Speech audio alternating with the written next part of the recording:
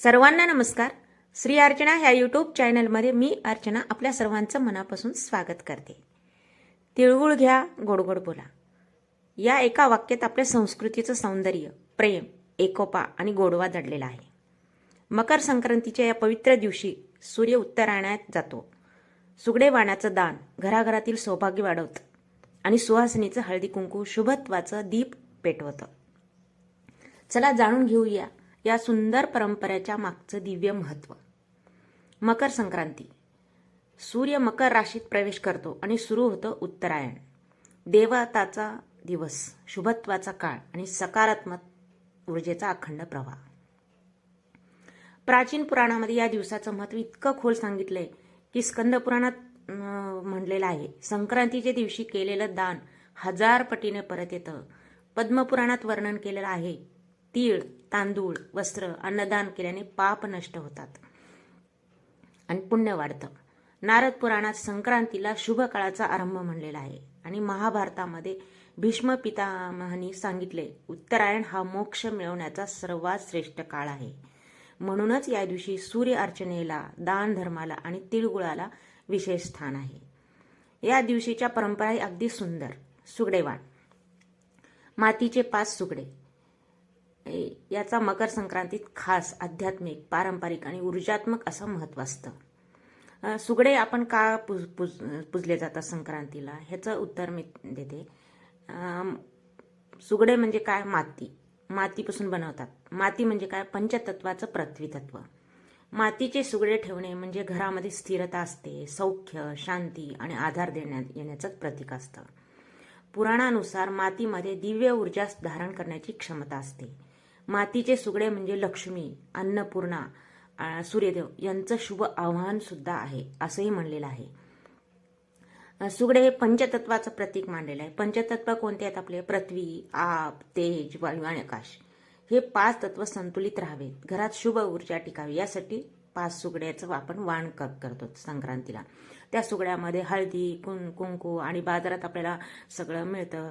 हरभरा, पेरूच्या फोडी, गव्हाचे ओंबी, असं काय काय आता बिबे असतात त्याच्यामध्ये.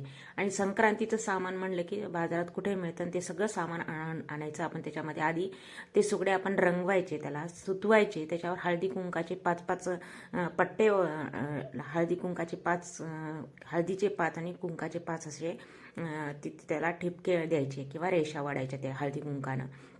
सुतून घ्यायचं. फणी करंडे सुद्धा आपण सुतून घ्यायचे आणि ते 5 वाणमध्ये 5 सुगडे आणि 5 छोटे सुगडे सुद्धा असतात. म्हणजे त्याच्यामध्ये 5 सुगडे आपल्याला घालायचे असतात आणि एक वरती झाकण म्हणून त्याला छोटंसं असं वर ठेवतात ह्याचंच, सुगड्याचंच.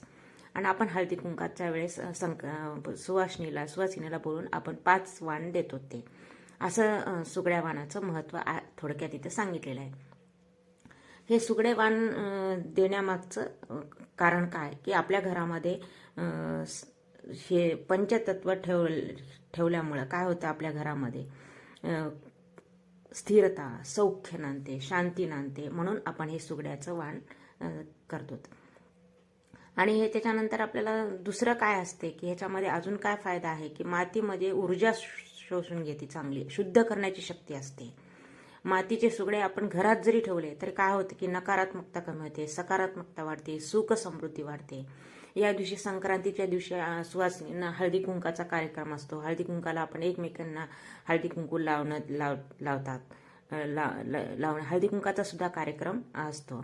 आणि ह्याच्यामध्ये त्या तिळगुळाचं वैज्ञानिक आणि हळदी कुंकू तिळगुळ असं आपण सुवासिनीला देतो. आणि एक वाण जे आपण ठरवलेला असतो. वाण म्हणजे आपल्या यथाशक्तीप्रमाणे किंवा आपल्या परिस्थितीनुसार आपण वाण चॉईस करायचं आणि ते वाण द्यायचं. हळदी, कुंकू, तिळगुळ आणि वाण.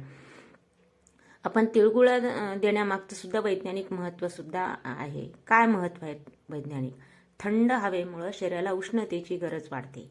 तिळामध्ये नैसर्गिक उष्णता, कॅल्शियम, प्रोटीन ऊर्जा असते. गूळ रक्तशुद्धी करतो, त्वचा चमकदार बनवतो आणि रोगप्रतिकारशक्ती वाढवतो. म्हणूनच आपल्या पूर्वजांनी या काळात तिळगुळाचा प्रसाद दिला, आरोग्य, गोडवा आणि शुभत्वासाठी. आपल्या पूर्वजांनी जे जे काही परंपरा केले ते आपल्यासाठी लाभदायक सुद्धा आहेत आणि शारीरिकदृष्ट्या आहेत, आध्यात्मिकदृष्ट्या सुद्धा लाभदायक आहेत. आपण तिळगुळाचे लाडू सुद्धा देतो सुवासिनीला किंवा कोणाला आपल्या घरी आलं संक्रांतीच्या दिवशी किंवा रथसप्तमीपर्यंत आपण तिळगुळाचे लाडू प्रत्येकाला देवाणघेवाण करत असतो. हा सण सामाजिकदृष्ट्या सुद्धा अत्यंत महत्त्वाचा आहे. या दिवशी राग, वैमनस्य, दुरावा बाजूला ठेवून नव्या प्रेमाचा, मैत्रीचा, एकोप्याचा संकल्प घेतला जातो. तिळगुळ देणं म्हणजे काय? कडूपणा संपणं, गोडवा जपणं.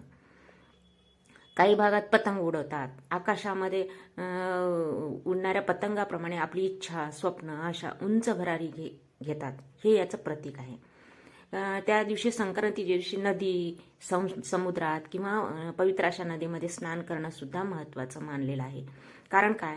पुराणानुसार संक्रांतीच्या दिवशी स्नान करणं नदीमध्ये, तलावा ह्याच्यामध्ये, समुद्रामध्ये किंवा पवित्र नदीमध्ये स्नान केलं तर काय पापांचा नाश करून मन शुद्ध करतं, असंही अध्यात्मामध्ये सांगितलेलं आहे. या दिवशी सूर्याला आरती देणं महत्त्वाचं मानलेलं आहे. डोळ्यावर, मनावर, शरीरावर प्रकाशाचा दिव्य परिणाम करतं. विटॅमिन डी मिळतं. आपल्या सूर्यदेवापासून आपल्याला काय विटॅमिन डी मिळतं. मन प्रसन्न राहतं. दिवसभर सकारात्मक ऊर्जा वाढते. मकर संक्रांतीचा एक सुंदर आध्यात्मिक संदेश पण आहे. सूर्य उत्तरायणात जातो म्हणजे काय? आपल्या आयुष्यातही नवं उजेड, नवा प्रकाश, नवा मार्ग, नवी दिशा.